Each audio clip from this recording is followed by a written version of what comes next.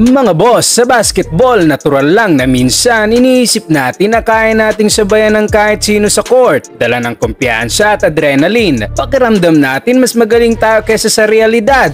I feel confident because I'm the best player in the world. That's simple. You know, I'm undefeated one-on-one. I don't never lose one-on-one. Did you ever play Michael Jordan? If he played me, he'd cry. Hindi naman ito mali dahil halos lahat tayo ay guilty dyan. At kahit nga ang mga best players sa buong mundo may mentality na kaya nilang sabayan kahit sino pa pagdating sa laro. Dahil kailangan din natin ng confidence para magtagumpay.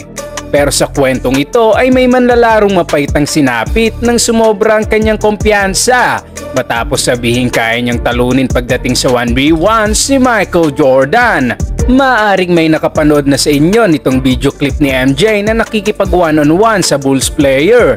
Pero marami sa atin ang hindi alam ang kwento sa likod ng video na ito.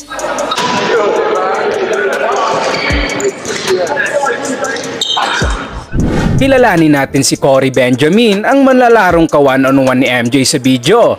Si Corey Benjamin ay isang 6'6" forward na superstar player noong high school at nag-a-average ng 27 points per game sa kanyang senior year. Dahil sa galing nito, napasama siya sa prestihiyosong McDonald's All-American Games na kinabibilangan ng pinakamalulupit na high school prospect sa Amerika. May mga nagsasabi pa nga na para siyang young Michael Jordan noong high school. Sa kolehiyo ay naglaro siya para sa Oregon State Beavers kung saan siya ang naging leading scorer ng team sa loob ng 2 taon. At noong 1998 NBA draft, kinuha siya ng Chicago Bulls bilang ika-28 overall pick. Pero sa kamalas-malasan, nagkaroon ng NBA lockout sa summer ng taon na iyon. Kaya na-shorten ng season na malamang ay nakaka-frustrate dahil matagal niyang hinintay ang pagkakataong makapaglaro sa NBA. Sa mga panahong ding ito ay unti-unti nang lumalayo ang loob ni Michael Jordan sa Bulls organization dahil sa dami ng drama sa front office ng team. Hindi nga sure kung babalik pa si Phil Jackson at may rumors na ititrade na si Scottie Pippen at ayaw na rin ni MJ i-rebuild ang team kaya January 13, 1999, isang linggo lang bago matapos ang lockout ay nagretiro si Jordan. Sa unang season na wala si MJ sa team, lumagapak ang Bulls na nakapagtala lang ng 13 wins. Sa kamalasan pa ni Corey ay nagkaroon siya ng ankle injuries kaya halos hindi siya nakalaro sa supposed rookie year niya. Habang nag-struggle ang Bulls sa pagkawala ni MJ, siya naman ay pa-chill-chill lang. Masaya sa kanyang retirement, nag-golf kasama ang kanyang pamilya, kaibigan at business partners. Deserve niya naman ito. Gusto na lang ni MJ i-enjoy ang kanyang oras na hindi iniisip ang basketball. Pero may nakarating na balita sa kanya mula kay Randy Brown na dati nitong teammate sa kanilang second three-peat. Nagsimula ang lahat habang nag-uusap si Corey Benjamin at Randy Brown sa isang gabi ng practice. At sa kanilang pag-uusap, sinabi ni Benjamin na kaya niyang talunin si MJ sa one-on-one. At dahil close si Randy kay Jordan, hindi niya pinalagpas ang sinabi ni Benjamin. Kaya't nakarating ang hamon sa GOAT. November 1999. Mahigit 1 taon na ang nakalipas matapos ang legendary last shot ni MJ. Habang nagpa-practice ang Bulls, biglang pumasok si Jordan sa gym. At syempre, tumigil ang lahat sa pagpa-practice para batiin ang GOAT sa kanyang pagdating. Dito'y alam ni Corey kung bakit naroon si MJ. Nang walang paligoy-ligoy, biglang lumapit si MJ sa kanya at sinabing, "Check the ball."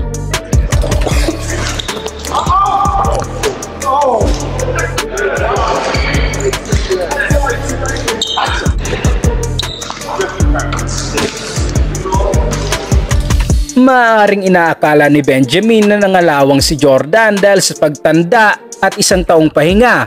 Ngunit malaking pagkakamali ito. Sa una pa lang, napaka-effortless na ng pag-score ni Jordan laban kay Corey. At tila hindi nga ito pinagpapawisan na kahit matagal walang practice, ay komportable agad si MJ. Dahil tila nga naboboard at hindi na challenge si Jordan sa laro, nag-decide pa siyang dagdagan ng trash talking ang laro para mas mainit ang laban. Ang malala pa ay pinapakita at sinasabi ni Jordan ang galaw na susunod niyang gagawin. If you can't protect the one, you reach, I teach. All day. Look around you, man. Lahat ng teammates ni Cory napanganga. Kasama dito si Ron Artes at Elton Brand na pinanood kung paano dinumina ni Jordan ang rookie. At habang dinudurog ni MJ si Cory, gusto niyang ipaalam sa kanya at sa lahat ng players sa loob ng gym kung ano ang kanyang nakamit bilang manlalaro na tila sinasabing put respect on my name habang tinuturo ang lahat ng championship banners na nakasabit. Look around you. What you see around you? Look. Ilan pang defensive plays at easy buckets ang nagawa ni MJ. Masyadong napahiya ang rookie kaya tinapos na ni Jordan ang laban at sinabihan itong sa susunod ay huwag siyang i-call out.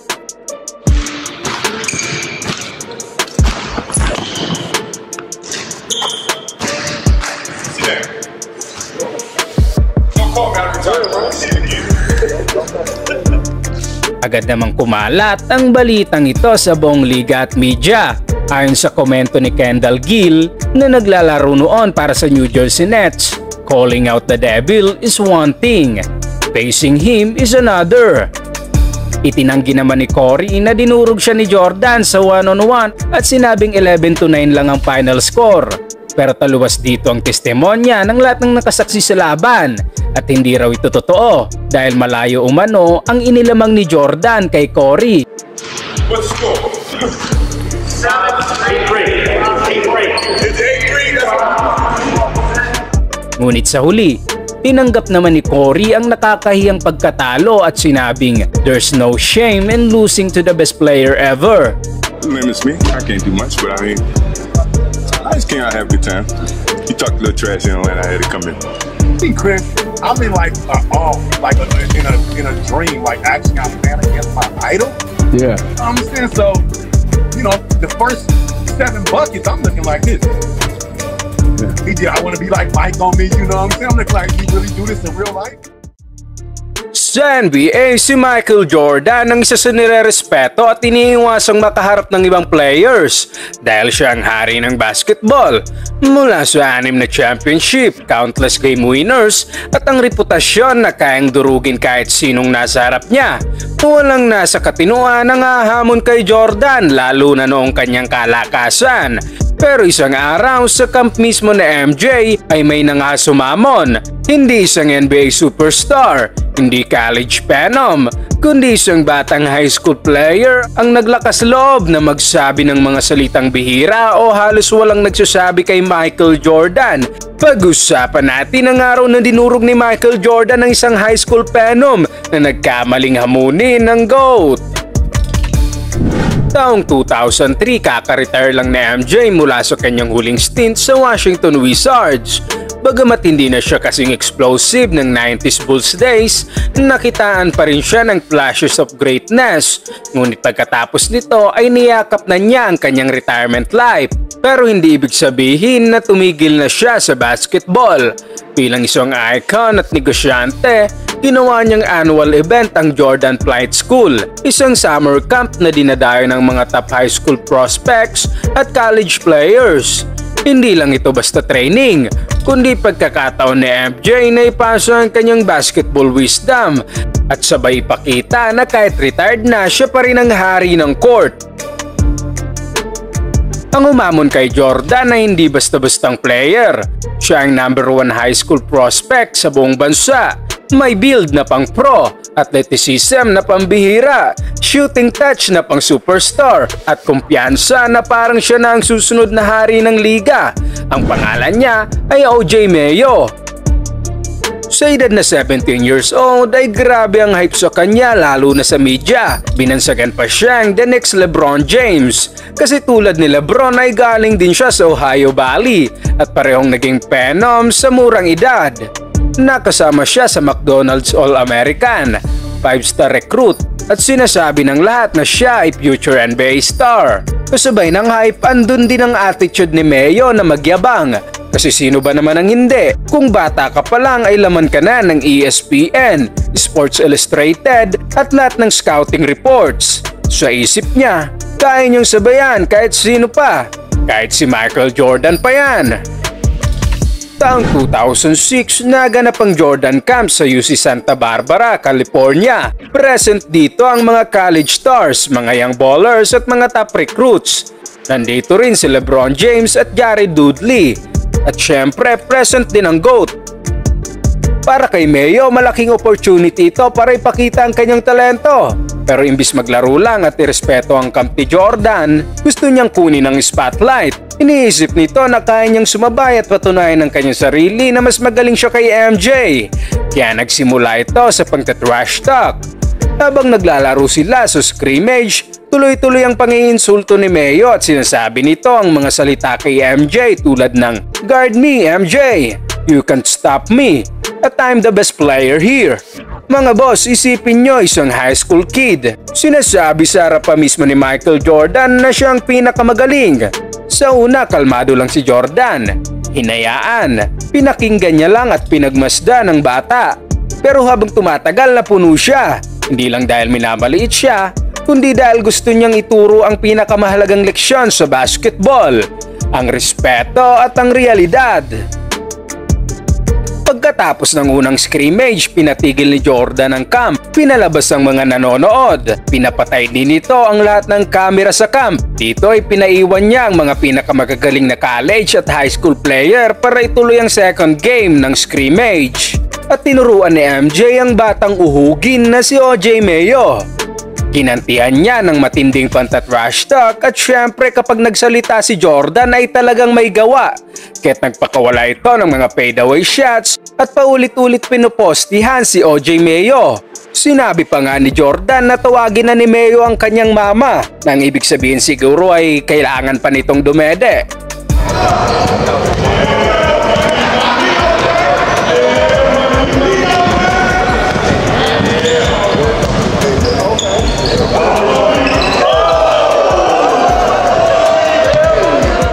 Kahit anong depensa ang gawin ni Mayo ay walang sagot kay MJ.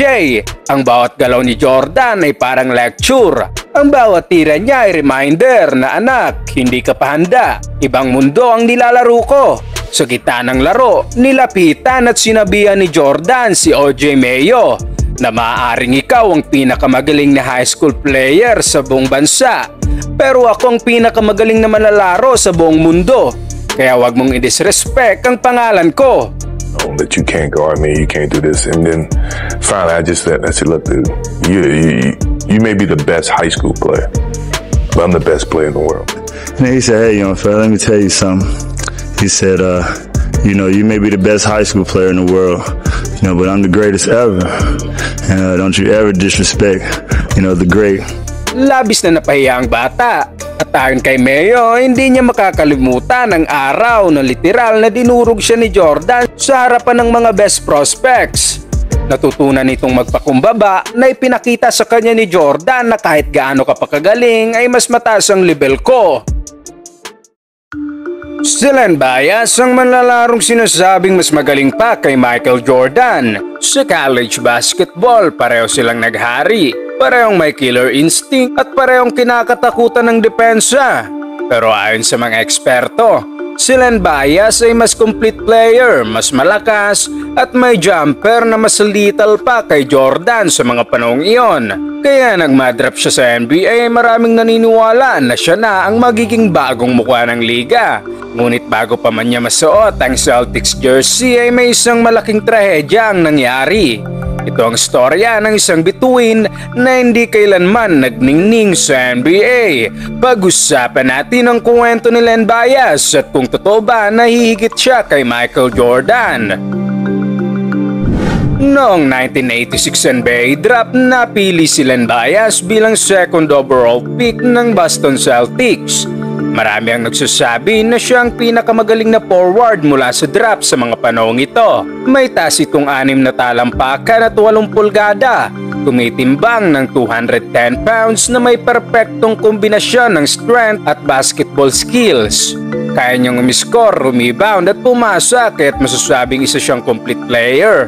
Sabi pa nga ni Coach K ng Duke, ang dalawang best players sa history ng ACC ay sina Michael Jordan at Len Bias.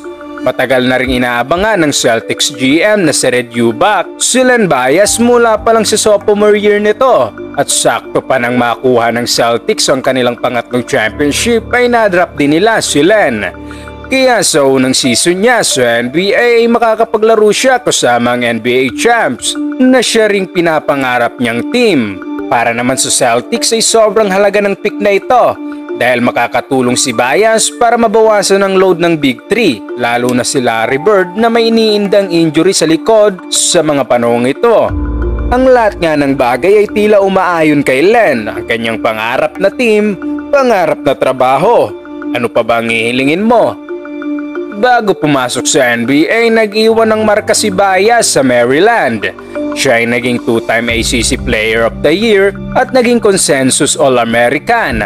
Maraming scout ang nagsasabi na kung si Jordan ang ultimate guard, si Bias naman ang perfect forward na pwedeng magdala ng bagong era sa NBA. Pero ang masayang katuparan na sana ng pangarap ay naging bangungot dahil 2 araw lang matapos siya madrop sa edad na 22 years old, umanaw si Len Bias. Dahil sa kanyang pagkakadrop, nag-celebrate ito kasama ang kanyang mga kaibigan, pero kinaumagahan natagpuan siyang walang malay. Dinala ito sa ospital pero hindi na siya na-revive. Ayon sa mga doktor, cardiac arrhythmia ang ikinamatay niya na dulot ng paggamit ng cocaine at wala nang ibang substance ang nahanap sa katawan niya. Sobrang ikinagulat ito ng basketball world. Ayon pa kay Larry Bird, "It's the cruelest thing I've ever heard." Noong June 30, 1986, nagbigay pugay ang Boston Celtics kay Len Bias. Sa isang memorial service, binigay ng Boston ang kanyang jersey number 30 sa kanyang ina. Ang jersey na kailanman ay hindi niya nasuot. Ang pagkamatay ni Bias ay nagdulot ng malalim na sugat hindi lang sa Celtics kundi sa buong Amerika. Dahil dito mas pinatibay ng bansa ang drug awareness programs sa NBA at NCAA at naging mas mahigpit ang mga patakaran sa drug testing at prevention. Pero mas mabigat pa, ilang taon lang ang lumipas, ay napatay rin sa pamamaril ang kapatid ni Len na si Jay Bias noong 1990. Isa ring manlalaro na may mataas sanang potensyal. Sa loob lamang ng 4 na taon, 2 agad ang nawala sa kanilang pamilya. Mga trahedyang hindi malilimutan ng sports world. Bago pa man ang trahedya, si Len Bias ay madalas ikinukumpara kay Michael Jordan. Ayon pa kay Celtic scout Ed Badger, si Len Bias ang closest thing kay Michael Jordan. By 1986 ay kilala na si Jordan sa NBA. Naging Rookie of the Year noong 1985, pero sa college level ay halos magkapantay sila ni Bias. Sa Maryland, nag-average si Len Bias ng 16.4 points, 5.7 rebounds at 53.6% shooting sa loob ng 4 na taon. Samantalang si Michael Jordan naman sa 3 taon sa North Carolina ay may 17.7 points, 5 rebounds at 54% shooting. Halos dikit ang stats nila. Mas lamang si Bias sa rebounds dahil sa laki at lakas niya, habang si Jordan ay bahagyang lamang sa scoring at shooting. Isang classic match-up ang nangyari noong January 12, 1984 nang makaharap ng North Carolina ang Maryland. Umiscore si Jordan ng 21 points pero mas umangat si Bias na may 24 points. Sa larong iyon, si Bias ang mas dominante sa opensa at depensa. Kaya marami ang naniniwala na kung nakapasok siya sa NBA, baka siyang naging kryptonite ni MJ. Kung natuloy siya sa Celtics ay maglalaro sana siya kasama sina Larry Bird, Kevin McHale at Robert Parrish. Pwede niyang nabago ang resulta ng mga susunod na laban kontra Lakers at pwede niyang mapigilan si Jordan na makarating sa mga NBA Finals. Pero hindi na natin malalaman ang mga bagay na ito. Ang malinaw lang ay si Len Bias, ang isa sa greatest player na hindi nakapaglaro sa NBA. Ang pagkamatay ni Len Bias ay isa sa pinakamalaking what-if sa kasaysayan ng basketball. Magiging isa ba siyang all-time Celtic legend? Mababasag niya ba ang mga records sa NBA? At higit ba siya kay Michael Jordan?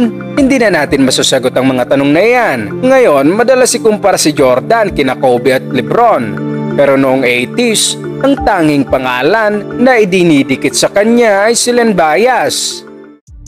Maraming kwento sa NBA kung saan may mga player na nagtangkang i-trash talk si Michael Jordan at hindi nga maganda ang nangyari pagkatapos nito.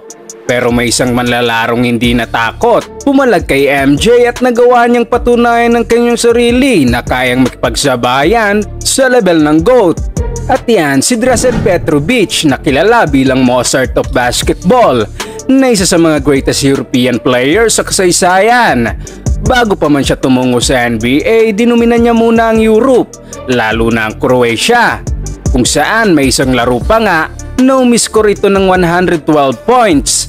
Madalas din itong umiskor ng 40, 50 o kahit 60 points sa isang game lang. 2 beses siyang naging EuroLeague champion at nakuha nito ang halos lahat ng parangal sa Europe pagdating sa basketball. Kaya't natural lamang na subukan niya ang kanyang sarili sa pinakamalaking liga ng basketball sa buong mundo. At yan ang NBA. Nagsimula siya sa Portland Trail Blazers at malaking adjustment ito para kay Drazen. Hindi lang dahil bago ang Amerika para sa kanya, kundi dahil naging bench player siya sa kupunan. Isang bagay na hindi niya pa nararanasan sa buong basketball career niya sa Europa. Dahil sa mga panahong ito, puno na ang guard rotation ng Portland. Nandito sina Clyde Drexler, Terry Porter at Danny Ainge. At para sa Blazers, isa lang ang role ni Drazen. Ito ang tumayo sa labas ng pinta, maghintay ng pasa at tumira ng 3-pointers. Kaya't naninibago siya dahil hindi naman ito ang playing style niya. Sanay si Drazen gumawa ng sariling tira at dumiskarte. Dahil dito, hindi siya nagtagal sa Portland. Nag-request si Drazen na matrade at agad naman siyang pinakawalan ng Blazers na napunta sa New Jersey Nets. At dito, tuluyan niyang nailabas ang kanyang tunay na laro at talento. Pagkalipat niya ay agad tumaas ang kanyang mga numero mula 7 points per game lang sa Blazers, naging 20 points per game ito sa Nets. Na sa mga panahong ito ay naging isa siya sa pinakamahusay na shooting guard sa liga. Walang inuurungan si Drazen kahit pa mismo ang kinatatakutan ng karamihan na si Michael Jordan.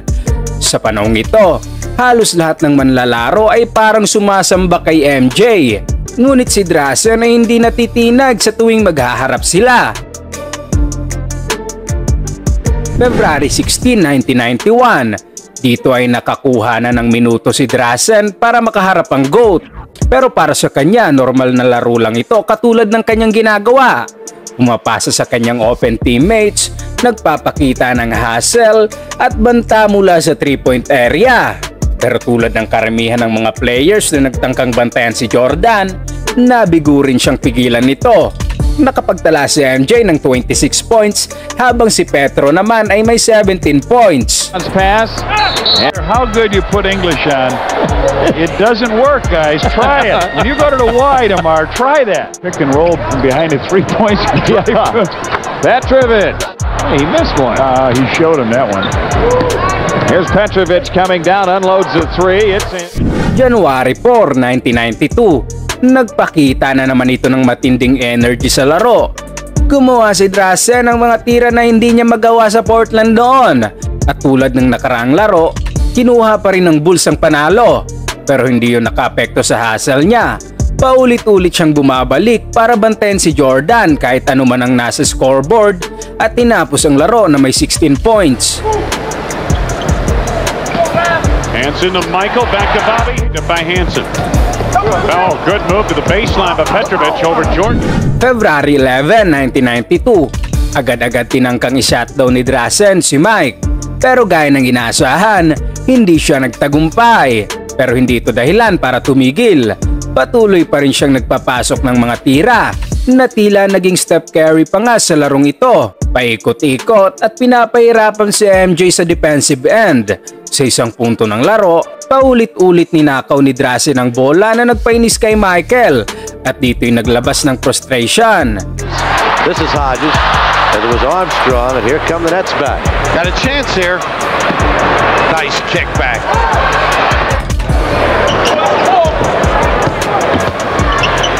Jordan, count it and one. He sometimes just... Sa sumunod na 2 taon, nagbigay sila ng entertaining na laban para sa mga fans. At ang isa sa pinaka-memorable matchup nila ay nangyari sa 1992 Olympic Games. Team USA laban sa Croatia para sa gold medal. Walang naniniwala na may tsansa ang Croatia maliban kay Drazen. Siya lang ang naniniwalang may laban sila at naglarong naniniwalang mananalo. Sa gitna ng game, sinabi ni MJ kay Petro, "I'll drain one in your face." At sumagot naman si Petro, "I'll do it too." That's the kind of player he is. Na-outscore ni Drazen ang lahat ng players sa loob ng court na may 24 points, pero sa huli sadyang sobra-sobrang lakas ng Dream Team para sa kanila. Ngayon, tumungo naman tayo sa pinakahuling duelo ng dalawa at tunay ngang epic ang naging penale. March 2, 1993, pumutok agad si Petrovic sa laro at ginawang katawa-tawa ang depensa ng Bulls gamit ang kanyang deadly pump fakes. For defense, you're going to make him make that open shot. Jordan started this break by tipping the... At tila nga unti-unting napoprostrate si MJ dahil hindi mapigilan si Petro. One of the other two steps up. Petrovic 5-7. Kaya lumapit si MJ kay Petro at pinapakitang tinatanggap nito ang challenge na pigilan siya sa laro. Ngunit imbis matakot ay lalo pang nanggigil si Drazen at nakipagpisikalan kay MJ. Isang bagay na walang manlalaro ang may lakas loob na gawin. Gumanti naman si Jordan ng panta-trash talk pero hindi ito nakabawas sa kumpiyansa ni Petro. Kahit nanalo si Jordan at ang Bulls sa lahat ng matchup nila kontra Nets, sinigurado naman ni Petro na hindi siya basta-basta susuko sa laban. Kahit hindi banta si Petro pagdating sa aspeto ng championships kay Jordan. Ngunit ipinarating niya na kaya niyang makipagsabayan sa level na MJ. Ngunit sa kasamaang palad, sa kasagsagan ng kanyang prime, biglang natapos ang lahat ng pangarap ni Petro. June 17, 1993, nang bawian ang buhay si Drazen Petrovic sa isang car crash sa Germany sa edad lamang na 28 years old. Sa gulang sanang ito, magsisimula pa lang ang kanyang prime. A moment of silence was observed for Drazen Petrovic. The Nets star was killed on Monday evening in a car accident in Germany. Petrovic was a native of Croatia. He first played in the NBA in the 1989-90 season with the Trailblazers. He was known as one of the hardest working NBA players and one of the league's greatest outside shooters. He became a star after being traded to New Jersey in January of 1991. He was also a member of Croatia's silver medal winning Olympic team in Barcelona this past summer. And this last year in the NBA, he blossomed into one of the league's best shooting guards, averaging over 22 points per game. Nagbigay naman ng tribute si Michael sa kanilang mga naging sagupaan. Ayon kay Michael Jordan, isang thrill ang makalaban si Drazen. Sa tuwing magtatapat sila, ay lumalaban siya ng agresibo. Hindi siya kinakabahan. Sinasabayan nito si MJ kung gaano kabilis umatake. Ganoon din siya, kaya nagkaroon sila ng matitinding laban noon. Pero sa kasamaang palad, naging maiksi lang ang mga laban na iyon. Drazen was definitely a Hall of Fame type player because of the fact that you could not stop him. He was one of the most unbelievable scorers that's ever played in our league. International player of all time? Yeah. Petrovic. Oh. Drazen Petrovic was my nemesis. I could not stand this guy, but to this day, I respect him because I think he is the best shooter I've ever seen in my life. I had to guard Drazen. That was not fun. He was an amazing player. Sa karera ni Michael Jordan, madalas siyang kinakatakutan at iniiwasan ng mga kalaban. Pero may isang kwento ang kakaiba. Dahil si MJ mismo ay ayaw makabantayan ng player na ito at nagtuturuan pa sila ni Pippen kung sino nga harap sa taong ito. Parang hindi nga kapanipaniwala. Pero may katotohanan ng kwentong ibabahagi ko sa inyo ngayon. At ang player na aking tinutukoy ay isang left-handed six-man international legend na tila kinatatakutan ni MJ. Mga boss, pag sinabing Eurostep ay malamang si Manu Ginobili na agad ang papasok sa isip mo. Ngunit bago pa man pinasikat ni Manu ang move na ito sa liga, ay may nagdala na ng galaw na ito sa NBA. Siya si Sarunas Marciulionis. Noong 1989, gumawa si Sarunas ng kasaysayan nang pumirma siya sa Golden State Warriors. Siya ang unang player mula sa Soviet Union na nakapasok sa NBA. Marami namang nalilito at nag-aakalang isa siyang Russian pero nilinaw niya na sinabing hindi siya Russian kundi isang Lithuanian dahil sa panahong ito, parte sila ng Soviet Union. Noon, ang tingin sa mga European ay soft at hindi kayang makipagsabayan sa pisikalan. Ngunit ibahin mo si Marciulionis dahil hindi lang siya basta European shooter, kundi siya ang unang European na nagpakita ng physicality at aggressiveness na hindi inaasahan noon sa mga taga-Europa. Dahil noong late 80s, laganap ang stereotype sa NBA. Noon, pag sinabing European player ay agad papasok sa isipan ng karamihan ay mga shooters ito, finesse at soft. Ngunit si Sarunas ang bumasag sa lahat ng ito. Binansagan siyang bulldog dahil sa paraan niya ng pag-drive sa basket na dire-diretso, mabilis at ginagamit ang puwersa sa pagbangga. Sinasabi pa nga sa mga panahong ito na siya ang strongest guard sa liga. Hindi lang umaasa sa jump shot, kundi ginagamit ang katawan para araruhin ang lane. At ito ang nagdala ng respeto sa kanya mula sa mga NBA bets at nagbago ng pananaw ng mga scouts sa European prospects. Ayon kay Chris Mullins, sa isang laro ng Warriors kontra Bulls, habang nasa free throw si Sarunas ay nag-uusap umano si MJ at Pippen kung sino bang magbabantay kay Sarunas. At nagtuturuan nga ang dalawa dahil pareho nilang ayaw makatapat si Marciulionis. We were playing the Bulls and Sarunas was shooting a free throw and I happened to be at half court with Michael and Scotty. And they're like, man, you guard him, man. I'm not trying to get banged up with this dude, man. And they were arguing who's guarding Sarunas. And Michael's like, I'm not guarding him. And not that he couldn't guard him, he just didn't want to get run over by him. Imagine si Michael Jordan na kilala sa pagiging fearless ay sinabing, I'm not guarding him. Hindi ibig sabihin na natatakot si MJ. Ang punto ay sobrang respetado niyang physicality ni Sarunas na sumugod at gibay ng depensa. Kung sino ang nasa harap niya, wala siyang pakialam at diretso lang sa pag-drive. Sa Golden State, naging bahagi siya ng era na kilala bilang Run TMC, kasama si Tim Hardaway at Chris Mullin.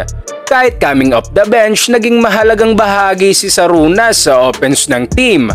Noong 1992, nagkaroon siya ng breakout season bilang 6-man at nag-average ng 18 points per game.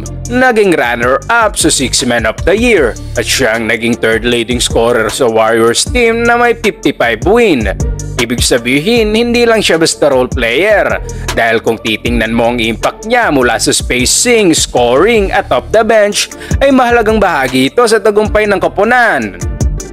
Ang pinakamatinding chapter sa karera ni Sarunas so hindi lang sa NBA naganap kundi sa international stage. Pagkatapos ng collapse ng USSR noong 1990, nagkaroon ng pagkakataon ng Lithuania na maglaro bilang isang sariling bansa. Pero ang malaking problema nila ay ang kakulangan ng budget para pondohan ng koponan pabalik at papunta sa 1992 Barcelona Olympics. Ngunit dumating ang hindi inaasahang twist dahil may nag-sponsor sa kanila patungo sa Olympics, ang American band na The Grateful Dead. Ang bandang ito ay big fan ng basketball at nalaman nga nila ang storya ng bansang Lithuania, kaya nagbigay sila ng donasyon para makapaglaro ang team.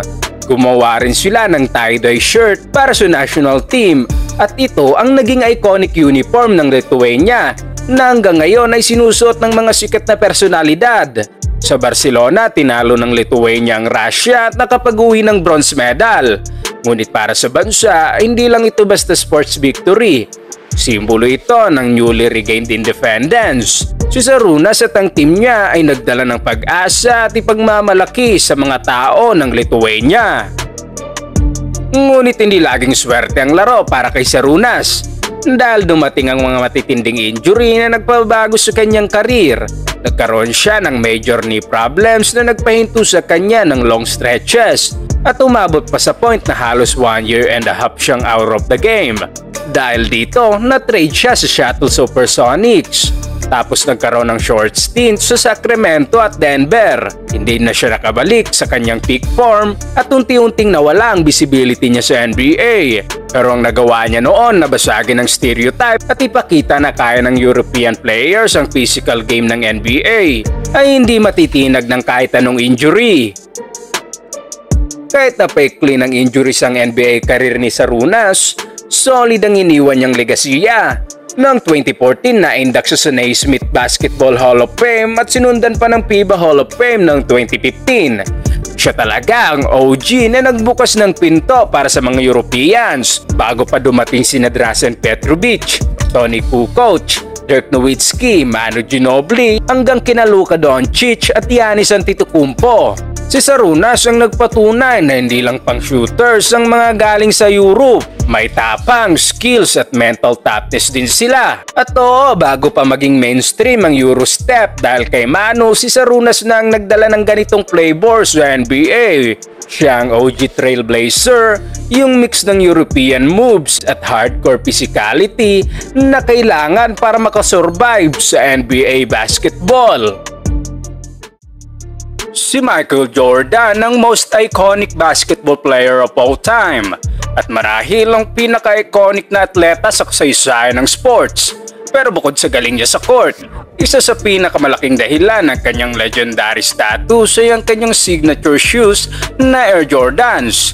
Ilang dekada na ang lumipas pero nananatiling hari ng sneaker world ang Jumpman logo ni MJ. At sigurado ako mga bossing na nagkaroon ka na ng Air Jordan shoe o pinangarap mong magkaroon nito. At minsan sa ating buhay, ginusto nating maging be like Mike. Like Mike, if I could be like Mike. Oh, if I could be like Mike. Like Mike. Pero paano kung sabihin ko sa iyo na sa isang laro si Michael Jordan mismo ay gustong maging katulad ng iba?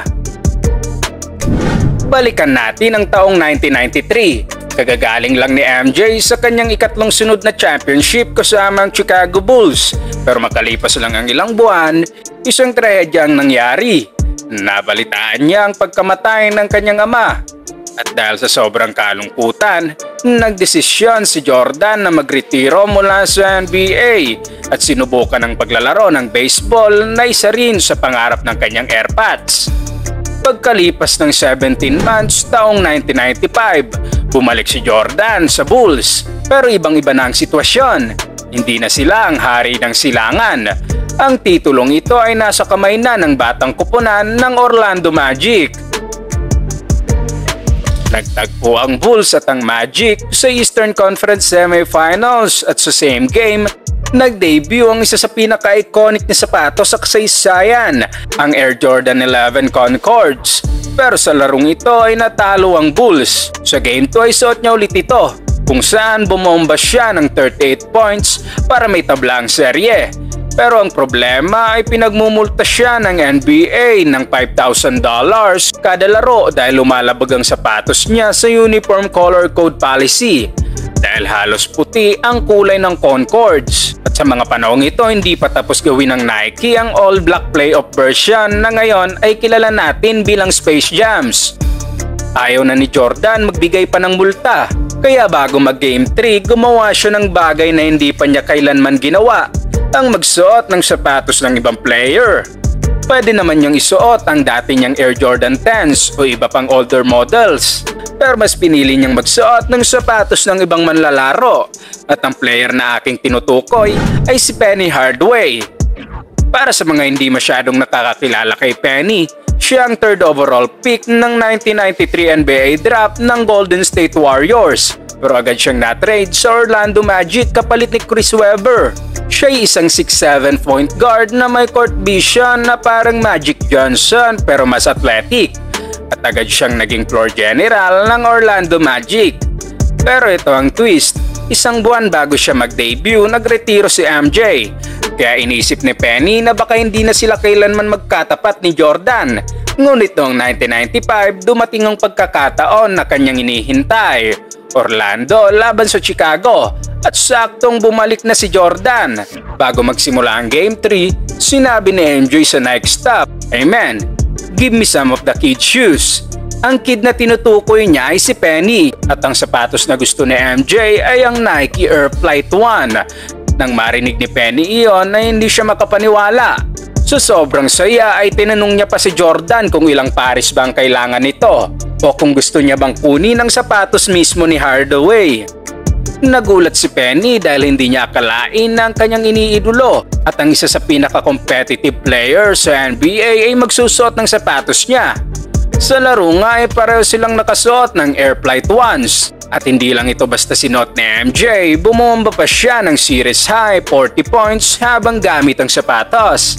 Pagkatapos ng laro, sinabi ni Penny na ang moment na iyon ay pinapahalagahan niya. Ayon pa sa kanya ay alam nating lahat kung gaano ka-competitive si MJ. Hindi siya basta magsusuot ng sapatos ng kahit sino lang. Para gawin niya yun sa akin, iyon ang ultimate sign of respect. At matapos ang serye, nagpahayag din si Jordan tungkol kay Penny at sinabing nire-respeto niya ang laro ni Hardaway at siya ang susunod na star ng liga.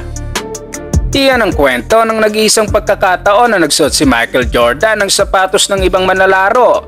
Hindi kay Kobe, hindi kay LeBron, kundi kay Penny Hardaway. Isang bihirang sandali sa kasaysayan ng basketball kung saan mismo ang GOAT ang nagbigay respeto sa isang rising star. Sa buhay, minsan ang pinakamalalaking tagumpay ay nagsisimula sa malalaking pagsubok. At sa kasaysayan ng Chicago Bulls, may isang insidente na hanggang ngayon ay pinag-uusapan pa rin. Isang hindi pagkakaintindihan na nag-ugat sa kagustuhang iangat ang isa't isa. Nakalaunan ay nagpatibay sa samahan at nagbigay daan sa isa sa pinakamahalagang championship moments sa NBA history. Ngayon, balikan natin ang araw na sinuntok ni Michael Jordan ang teammate niyang si Steve Kerr at kung paano ang isang away sa loob ng practice court ay naging turning point ng Bulls dynasty. Noong 1995, bumalik si Michael Jordan sa NBA matapos ang kanyang unang retirement. Galing siya sa maiksing karera sa paglalaro ng baseball. Ngunit sa kanyang pagbabalik ay tila naninibago pa dahil sa matagal na pagkawala. Kaya't natalo sila laban sa batang Orlando Magic ni Shaquille O'Neal at Penny Hardaway. At alam ni Jordan na wala siya sa tamang kondisyon dahil binago nito ang kanyang katawan para maging akma sa paglalaro ng baseball. Alam niya rin na hindi pa handa ang kanyang team na muling makabalik sa tuktok ng tagumpay. Para kay MJ, walang ibang option kundi manalo. At para manalo, kailangan niyang ihatid ang buong koponan sa pinakamataas na antas ng kompetisyon. Sa training camp bago ang 1995-96 season, mas naging mabangis at dikdikan ang practice ng Bulls. Dito na nagsimula ang lahat. Sa isang scrimmage ay nakatapat ni Jordan si Steve Kerr. Siya nga ang coach ng Warriors dynasty. Pero bago yan, kilala na si Kerr bilang isang maliit pero fearless na shooting guard. Hindi superstar si Kerr, ngunit isa siyang matalinong player at napaka-deadly na shooter. Alam niyang hindi siya kasing tangkad o kasing athletic ng iba, kaya ang puhunan niya ay tapang at disiplina. Sa scrimmage, may isang possession na tinawagan ng foul si Jordan dahil sa sobra nitong pagiging pisikal. Pero dahil dito, uminit ang ulo ni Mike at nagpakawala ng mga maanghang na salita. Pero hindi naman umatras si Steve Kerr at gumanti rin ng trash talking na lalong nagpainit ng sitwasyon. Sa sumunod na sequence ay mas hinigpitan ni Kerr ang depensa kay MJ.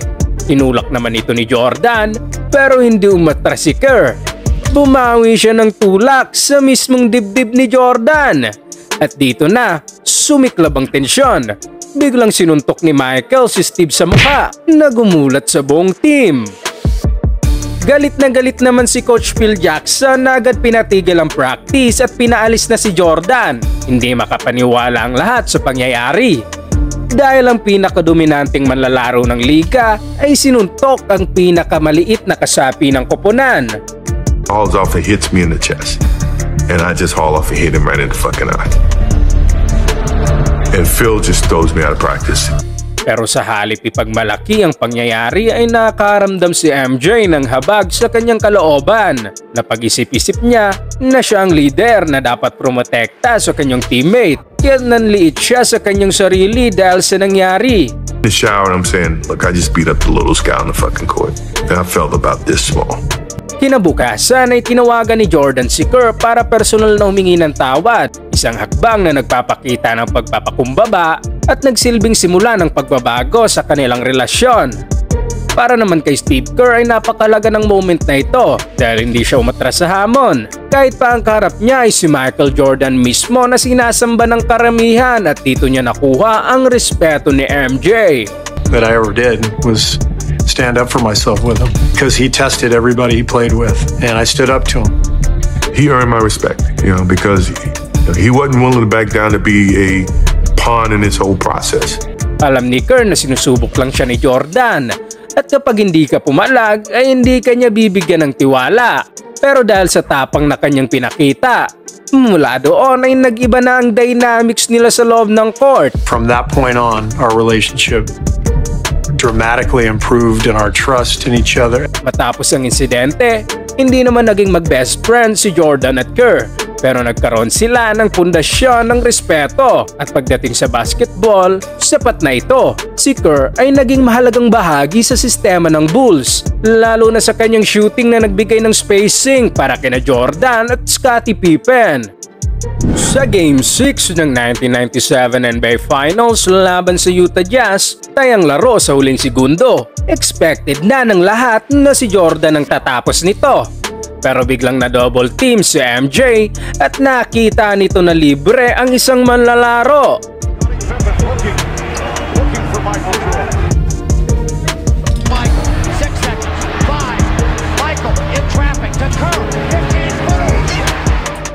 Walang iba kundi si Steve Kerr na tumatakbo sa top of the key kaya ipinaso ito ni MJ. Walang pagdadalawang isip na itinira ni Kerr ang bola at ang basket na iyon ang nagbigay ng panalo at nagpatibay sa ikalimang championship ng Chicago Bulls Dynasty. Kung titingnan, malinaw kung hindi nagkaroon ng hidwaan noong 1995 ay baka hindi umabot sa ganitong level ang tiwala ni Jordan kay Kerr. Mula sa isang suntok, nakabuo ng partnership na nagbigay ng isa sa pinakadi malilimutang clutch shot sa kasaysayan ng NBA Finals. Minsan talaga, ang mga hindi pagkakaintindihan ay hindi katapusan, kundi simula ng malaking tagumpay. Mga boss, alam nating mga lalaki na kapag patungkol na sa ating mga chicks o babae ang pinag-usapan, madalas nauuwi ito sa gulo kapag may hindi tayo nagustuhan. Kahit gaano ka pa kagwapo o kayaman, kapag puso at selos ang tinamaan, pwede itong humantong sa kaguluhan. Ngunit sa kwentong ito, hindi mga simpleng tao ang nag-away dahil sa kanilang chicks, kundi ang mga pinakamalalaking pangalan sa mundo ng basketball at boxing. Isang gabi ay halos magpang-abot ang dalawang pinakasikat na atleta noong 80s at 90s. At yan, si Mike Tyson at Michael Jordan. Dalawang hari sa kani-kanilang sports na nagkasama sa isang party sa Chicago. Ngunit biglang nag-init ang ulo ni Iron Mike dahil sa kanyang babae na sinulot umano ni Jordan. Pero bago natin puntahan ang mainit na eksenang ito, balikan muna natin ang konteksto ng panahon na yon. Sa mga panahong ito, kasagsagan ng karera ni Iron Mike. Siya ang naging pinakabatang heavyweight champion sa history. Undefeated at walang makapagpahinto sa kanya sa loob ng lona, kaya kinakatakutan siya ng lahat.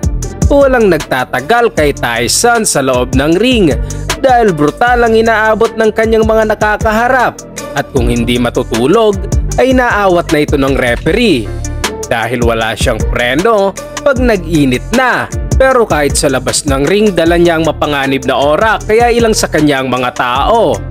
Dahil mabilis nga mag-init ang ulo nito lalo kapag nalasing o nagselos ay mas delikado na. Sa panahon ding ito, hindi nagiging maganda ang relasyon ni Mike at ng kanyang asawang si Robin Givens dahil parang naging roller coaster ang kanilang marriage, puno ng kontrobersya, mga usaping tungkol sa pera at pang-aabuso. Umabot pa ito sa puntong nagsalita si Givens sa live television sa pagmamalitrato ni Tyson sa kanya. Kaya isipin nyo na lang, ganito kabigat ang dala ni Iron Mike nang dumating siya sa party. Samantalang si Michael Jordan naman sa mga panahong ito ay isa ng superstar ng NBA kasama ang Chicago Bulls. Kakapanalo pa lang nito ng MVP at Defensive Player of the Year sa parehong season. Isang bihirang bagay na kaunti lang ang nakakagawa, kaya't isa na siya sa pinakamaningning na bituin ng liga noon. Habang si Robin Givens naman, ang babaeng pinagmulan ng tensyon ng dalawa, ay isang Hollywood actress na nakilala sa palabas na Head of the Class. Maganda, sosyal at nasa prime ng kanyang karir noong 80s. Bago pa man makasal kay Mike Tyson na tumagal lang ng 11 months, naging usap-usapan na may short fling siya kay Michael Jordan. Ngunit ayon naman kay MJ, hindi naman tumagal ang kanilang mga dates. Ngunit para sa isang lasing na Mike Tyson, ay hindi niya ito papalagpasin. Noong 1988 sa birthday party ng NFL star na si Richard Dent sa Chicago, bigati ng mga naging bisita. Nandito si Don King, isang legendary boxing promoter, si Mike Ditka, ang Bears coach, mga NFL stars at syempre si Mike Tyson at Michael Jordan. Lahat nga ay nagsaya, uminom at nagkwentuhan. Pero habang lumalalim ang gabi ay mas lumalakas ang tama ng Long Island iced tea kay Tyson na kanyang paboritong inumin. Ngunit dahil sa pagsobra nito ay lumabas ang kanyang tunay na emosyon. Nakita naman ni Rory Holloway na co-manager ni Tyson na nalalasing na ito at magiging delikado na ang sitwasyon. Kaya sinabi nito sa server na lagyan ng tubig ang drinks ni Mike para mas bumaba ang tama ng alak. Sa tabi ay tahimik lang si Jordan, nakasuot ng suit at formal lang sa party. Pero napansin nitong nakatitig sa kanya si Tyson na hindi basta-bastang titig, kundi ito yung tipong tingin na nagliliyab na parang sasampay ito sa ibabaw ng lona. Nang biglang sumabog si Tyson at nilapitan si Jordan at sinabing, "Hey man, you think I'm stupid? Ano yung with my bitch? I know you messed with her. You can tell me." Mga boss, isipin nyo yung kaba na ang nasa harapan mo ay ang pinaka nakakatakot na tao sa mundo. Galit na galit at lasing dahil sa ex niya. Ayon sa testimonya ni Holloway, parang nakakita umano ng multo si Jordan nang komprontahin ito ni Tyson.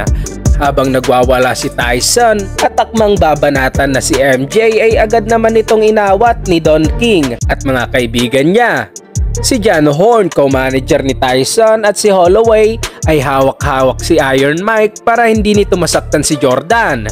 Pero tuloy-tuloy pa rin ito sa pagsasalita at sinabi pang, "Mike, I'm gonna bust your ass." Naging mainit nga ang atmosphere sa lugar.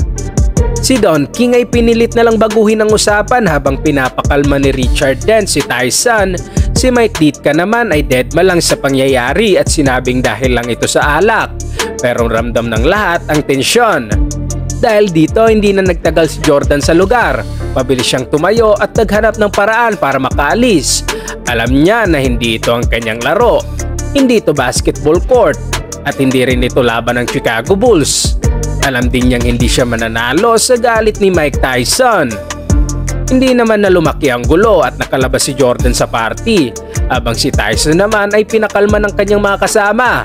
Pero ang gabing ito ay nanatili sa alaala ng mga nakasaksi at para itong Clash of Titans, ang pinaka nakakatakot na boksingero sa mundo laban sa pinakamahusay na basketball player sa kasaysayan. Kung may isang bagay na ayaw gawin ng sino mga NBA players noon, iyan ang galitin si Michael Jordan. Hindi lang kilala si MJ sa kanyang husay sa laro, kundi sa pagiging competitive na hindi basta-basta nagpapatalo. Isang maling salita o kilos lamang ay pwedeng maging dahilan para ipakita ni Jordan kung sino nga ba ang tunay na boss sa loob ng court, at siguradong pagsisisihan nito ng insulto sa kanya. Pag-usapan natin ang 5 pagkakataon kung saan rumespak si Jordan sa mga nagduda at nanghamon sa kanya. Unahin na natin si Isiah Thomas. Nang pumasok si Michael Jordan sa NBA ay agad itong naging star ng liga at napasama sa NBA All-Star Team sa kanyang rookie year. Ngunit ang unang All-Star game nito ay naging kontrobersyal dahil allegedly, ang plano ni Isiah Thomas ay huwag pasahan ng bola si Jordan at kinausap pa nito ang ibang players na hindi rin pasahan si MJ. Dahil dito, umiskor lamang si Jordan ng 7 puntos. Maraming nagsasabi na dahil ito sa inggit ni Thomas sa natatamong kasikatan at ipinapakitang angas ni MJ sa loob ng court. Ang ginawang ito ni Thomas ay hindi basta-basta kinalimutan ni MJ. 2 araw lamang ang nakalipas nang makaharap ng Chicago Bulls ang Detroit Pistons ni Thomas noong February 12, 1985. Dito ipinakita ni MJ ang kanyang bagsik at nagtala ng 49 points, 15 rebounds at 5 assists na dinurog ang team ni Thomas. Ang larong ito ay nakilala bilang freeze-out revenge na naging simula ng kanilang rivalry. Sa mga sumunod na taon ay ilang beses dinurog ng Pistons ang team ni Jordan sa playoffs dahil sa dirty tactics ng Bad Boy Pistons. Pero noong 1991, tinapos ni Jordan at ng Bulls ang sumpang ito dahil nawalis nila ang Pistons sa 1991 Eastern Conference Finals. Ngunit sa halip i-congratulate at makipagkamay ay nag-walkout si Thomas kasama ang buong team na hindi man lang bumati sa Bulls kaya't nainsulto si Jordan dahil nung dinudurog ng Pistons ang Bulls sa kanilang mga naunang tapatan ay buong puso nila itong tinanggap at nakikipagkamay pa rin pagkatapos ng laban. Bumalik naman ang karma kay Thomas sa summer ng taong ito.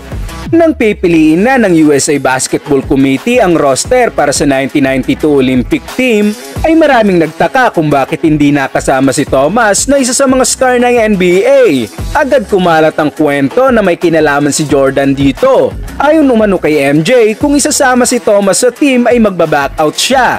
Ang bagay na ito ay lalong nagpalala ng tensyon sa dalawa, ngunit pinatunayan ni Jordan na siya ang boss sa loob at labas ng court. Clyde Drexler versus Michael Jordan. Si Clyde Drexler ang isa sa pinakamagaling na manlalaro sa NBA. Noon maraming tao ang pinagkukumpara si MJ at Drexler dahil sa pagiging parehong high flyer at ipinapamukha ng media na nasa parehong level ang dalawa. Sa 1992 NBA Finals, nagharap ang kanilang mga teams at lalo pang hinipe ng media ang laban sa pagitan ng dalawang superstars. Ngunit iba ang tingin ni MJ tungkol dito dahil insulto para sa kanya na sabihing kalibel nito si Drexler. Kaya't sa seryeng ito, naging determinado si MJ na ipakita sa mga tao ang kanilang pagkakaiba. Sa Game 1 ng 1992 NBA Finals, si Jordan agad ang naghari sa loob ng court. Umiskor ito ng 35 points sa first half pa lamang kasama ang 6 3-pointers. Isang bagay na hindi niya karaniwang ginagawa. Kaya't napangiti na lang si MJ at nag-shrug sa mga manonood na para bang sinasabing hindi ito makapaniwala. Nanalo ang Bulls sa laban at tuluyang sinelyuhan ng serye sa 6 na laro. Si Jordan ang naging Finals MVP at tuluyang binura ang comparison sa kanilang dalawa ni Drexler. Ang nice game incident ni Bradford Smith at Jordan noong 1993. Sa mga panahong ito, ang Washington Bullets ay hindi naman kalakasang team. Si Bradford Smith ay nagkaroon ng pinakamagandang laro sa kanyang basketball career at naitala ang kanyang career high 37 points. Sa larong ito ay tila naging unstoppable si Smith laban sa Chicago Bulls ni Jordan. Wala namang problema at tila ayos lang ang lahat. Ngunit pagkatapos ng laro ay lumapit umano si Smith kay Jordan at sinabing nice game Mike habang palabas ito ng court. Nainsulto si MJ sa sinabi ni Smith na kanyang minasama dahil hindi siya makapaniwalang trinash talk lamang siya ng isang average player. Isang araw lamang ay muling nagharap ang Bullet at Bulls dahil sa back-to-back games. Sinabi ni Jordan sa kanyang mga teammates na sa first half pa lang ay i-score siya ng kasing dami ng puntos na ginawa ni Smith sa nakaraang laro nila. Ito nga ang ginawa ni MJ at umiskor ng 36 points sa first half na tinapos ang laro na may 47 points at dinurog ang Bullets. Sa bawat pagkakataon ay inaatake ni Jordan ang depensa ni Smith na pinakita kung gaano kalayo ang level nila. Nick Anderson at ang Orlando Magic versus Michael Jordan. Ang 1995 playoffs ay isa sa pinakamahalagang bahagi sa basketball career ni Jordan dahil ito ang kanyang unang postseason matapos bumalik sa NBA mula sa paglalaro ng baseball. Na-excite ang mga fans sa pagbabalik ni MJ at inaasahan na nila na muli itong magdodomina sa NBA. Ngunit may sumira sa epic comeback na sana ni Jordan. sa Game 1 ng Eastern Conference Semifinals laban sa Orlando Magic. Na-steal ni Nick Anderson ang bola kay Jordan sa isang crucial moment. Pagkatapos ng laro, sinabi ni Anderson na number 45 doesn't explode like number 23 at ipinapahiwatig na hindi nakatulad ng dati si MJ dahil sa matagal na pagpapahinga. Nang mabalitaan ni MJ ang payag ay kumulo ang dugo nito at ibinalik ang dating numero. Ngunit tinalo pa rin sila ng Orlando sa serye. Kaya't pinaganda ng matindi ni Jordan ang sumunod na season. Sa buong summer ay nagtraining ito ng mas matindi para maibalik ang dating kondisyon sa paglalaro ng basketball. Dahil sa mga nakarang taon ay binago nito ang kanyang pangangatawan na akma sa paglalaro ng baseball. Sa sumunod na season, gumawa ang Bulls ng history at nakapagtala ng 72-10 record. At nang muli nilang makaharap ang Magic sa 1996 playoffs, ay motivated si Jordan sa buong serye na dinurog ang Magic sa isang 4-game sweep. Dito, ipinakita ni Jordan kay Anderson at sa buong mundo na ang number 23 ay nagbabalik na mas mabangis at mas malakas kaysa sa dati. Jeff Van Gundy versus Michael Jordan. Hindi nga lang players ang nakaalitan ni Jordan dahil kasama rin dito ang ilang mga NBA coach. Taliwas sa ibang paniniwala ay marunong namang makisama si MJ sa labas ng court at mahilig makipaglaro ng golf kasama ang ibang NBA stars. Ngunit pinahayag ng Knicks coach na si Jeff Van Gundy na ito raw isang paraan ni MJ para makuha ang loob ng mga players. Mental game na gagawing kaibigan ng NBA stars tapos dudurugin sa laro. Sinabi ni Van Gundy ang mga salitang ito bago ang kanilang laban kontra sa Chicago Bulls noong January 21, 1997. Kinaumagahan, lumabas ang comments ni Van Gundy sa Chicago newspapers.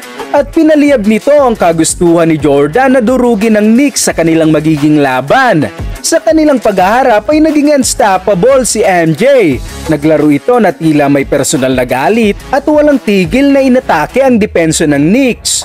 Sa fourth quarter, 1 minute and 10 seconds ang natitira sa oras, ay pumosti si MJ kay Allen Houston at tumira ito ng fadeaway jumper. At habang bumabagsak ang bola sa net, diretso itong tumitig sa bench ng Knicks, sabay trinashtok ng malala si Van Gundy. Tinapos ni MJ ang laro na may 51 points at kahit tapos na ang laban na hindi pa rin natatapos ang galit ni Jordan na hinabol si Van Gundy sa tunnel at patuloy itong pinagmumura. Noong 1993, nagulantang ang lahat nang biglang magretiro si Michael Jordan sa kasagsagan ng kanyang karera. Ang pinakamaningning na manlalaro sa liga ay nawala sa eksena sa kanyang prime. Maraming fans ang nalungkot at parang nakahinga ng maluwag ang kanyang mga katunggali. Pero may kumalat na usap-usapan noon na nagsasabing hindi naman talaga tuluyang nawala si MJ sa basketball dahil may misteryosong manlalaro na bigla na nagsumulpot. Walang nakakakilala sa kanya pero kakaiba ang galing nito sa paglalaro ng basketball at ang pangalan niya ay Johnny Kilroy. Is Kilroy Jordan? I don't want to answer any questions about Kilroy. I think Mike is doing this just so he can get away from the insanity of pro basketball. He did mention something about faking his retirement, but the thing that was really weird was he always asked about hair and makeup. Walang mga record kung saan ba talaga siya nanggaling. Wala ring klarong history sa college o high school basketball. May mga fans lang umanong nakakita ng isang player na sobrang kamukha ni Michael Jordan. Hindi lang sa itsura, pati sa galaw. Yung footwork, parang kopya. Yung fadeaway jumper, eksaktong-eksakto. Yung hang time na parang tumitigil ang oras ay identical. Sa laban ng Bulls versus Hornets, may kumalat na recording noon na tila VHS quality ng isang player na naka number 4 jersey. Hindi itong 83, pero gumagawa ng mga imposibleng bagay sa court. Habang tumatagal ay mas lalong naintriga ang mga fans. Sino ba si Johnny Kilroy? Saan ba nagmula ang misteryosong taong ito? May mga nagpatotoo pa na minsan nakikita nilang naglalaro ito sa iba't ibang lugar. May gamit na ibang pangalan at jersey. Pero laging pareho ang tema.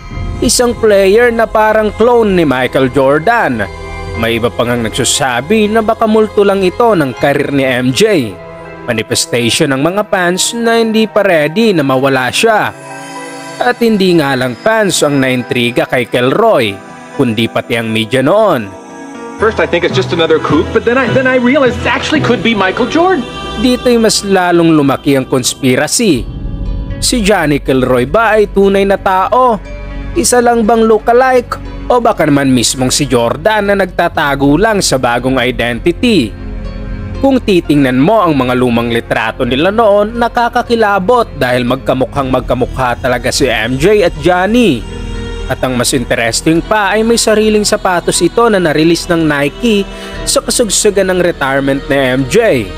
Irony nga, kasi ito yung Air Jordan na si Jordan mismo, hindi kailanman sinuot sa NBA game. Maraming fans ang nagtataka na parang naging kulto na ang usapang Johnny Kilroy at may nilabas din na NBA trading cards patungkol sa kanya na para bang naging urban legend at laging katanungan kung hindi ito si Jordan, sino? At kung siya nga, bakit kailangan niyang magtago pa?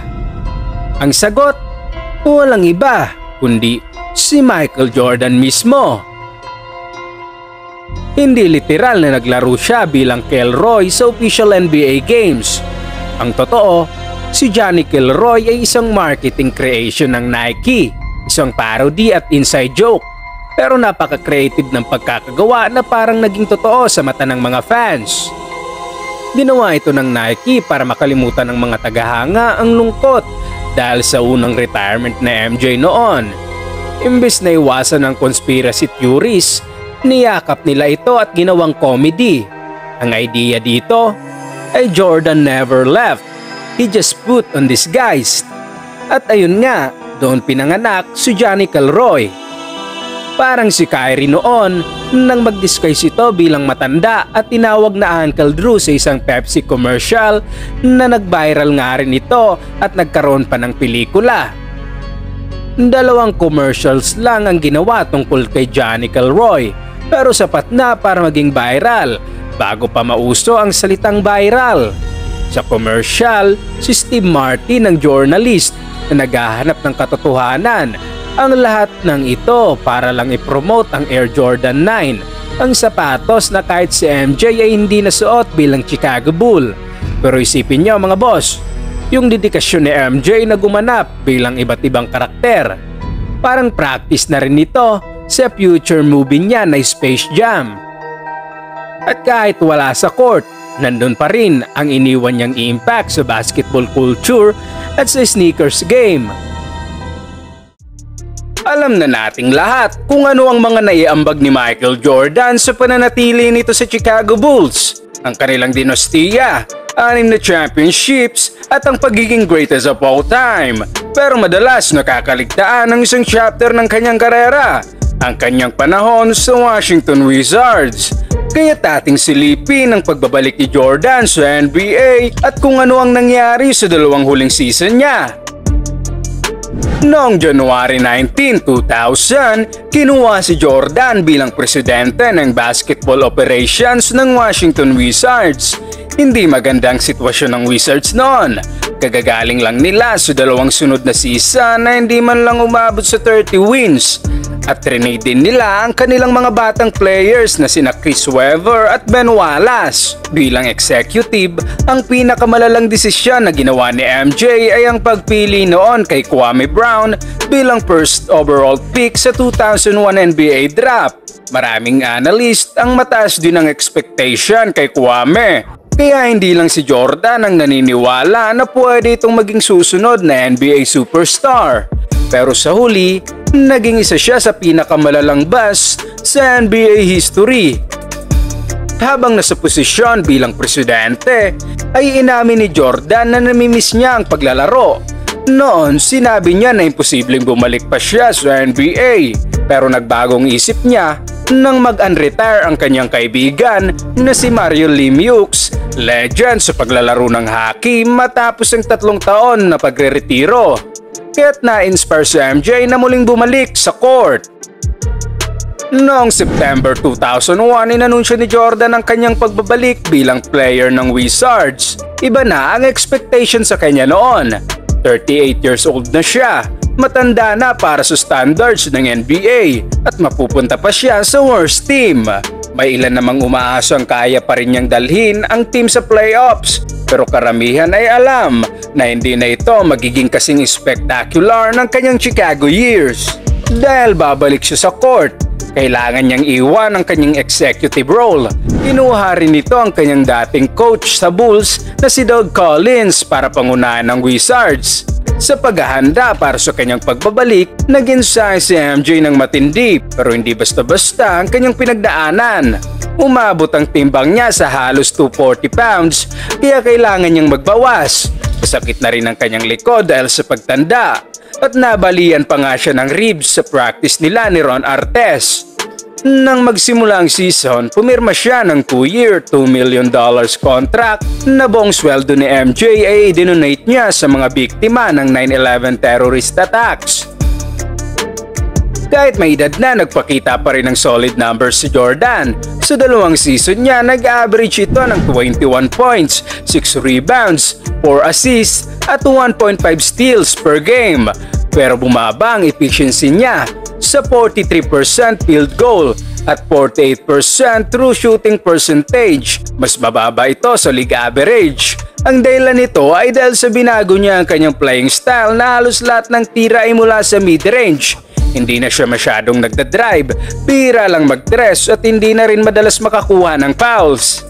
Bukod sa kanyang laro, naging issue rin dito ang pagtrato niya sa kanyang mga teammates dahil matindi ang pressure at pamumuna ni MJ, lalo na kay Kwame Brown doon na galing high school at 19 years old lang na biglang napasabak sa NBA sa ilalim ng pamumuno ng greatest player of all time. Kahit sa Bulls pa lang noon ay ganito talaga ang style ng pagmamotivate ni Jordan sa kanyang mga teammates, pero may mga tao na hindi kayang i-handle ang ganitong klaseng pamumuno. Nahirapan si Kwame sa adjustment. Maliit rin ang kanyang kamay para sumalo ng mga pasa. Mababa ang defensive IQ at hindi siya makasabay sa matatanda at malalakas na kalaban. Si Jordan naman ay naging demanding at laging pinupuna si Kwame. Lagi itong tinutulak sa limitasyon na parang minamadali ang development nito. Maraming kwento ang kumala tungkol sa pagiging harsh ni Jordan at grabe ang pressure na dinanas ng bata. Hindi rin maganang relasyon ni MJ sa iba niyang teammates. Si Rip Hamilton na second leading scorer ng team sa panahong ito ay trinade para kay Jerry Stackhouse, player na galing rin sa North Carolina kaya mas malapit siya kay MJ. Sa kanyang unang season sa Wizards, maganda na sana ang kanyang simula pero na-injured ito matapos mapunit ang kanyang cartilage sa tuhod. Noong 2002-2003 season, nakumpleto niya ang lahat ng laro, 82 games at nag-average ng 20 points per game. Isa sa pinaka-memorable moments niya ay ang kanyang huling All-Star game. Hindi siya napili bilang starter, pero dahil sa respeto ay binigay ni Vince Carter ang kanyang spot para sa GOAT. Sa huling segundo ng OT, nakapagbuslo si Jordan ng mid-range fadeaway shot. Nakala ng lahat ay game winner na, pero dahil sa late foul kay Kobe, nauwi pa rin sa panalo ng West. Sa 2 season ni Jordan sa Wizards ay parehong nagtapos ang team sa 37-45 record at parehong hindi umabot sa playoffs.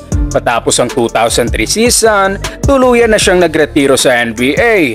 Ngunit pagkatapos nito, inaasahan ni Jordan na ibabalik siya ng Wizards sa dati niyang executive position. Pero hindi ito nangyari.